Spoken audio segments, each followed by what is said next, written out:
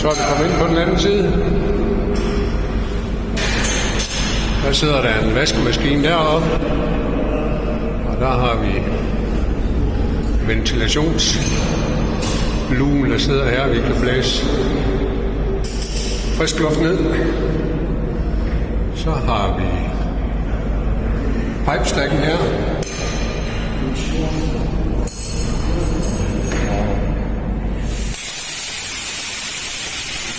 Jeg tømme pumpen for olie. Så skal vi lige afmontere pumpehovedet, så vi kan se, om der sidder noget i tømmen. Fordi den vil ikke pumpe lige nu. Og her kan I se, der er det samme iltøj.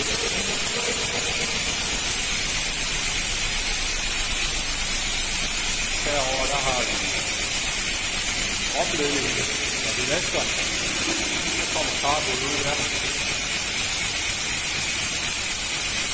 Så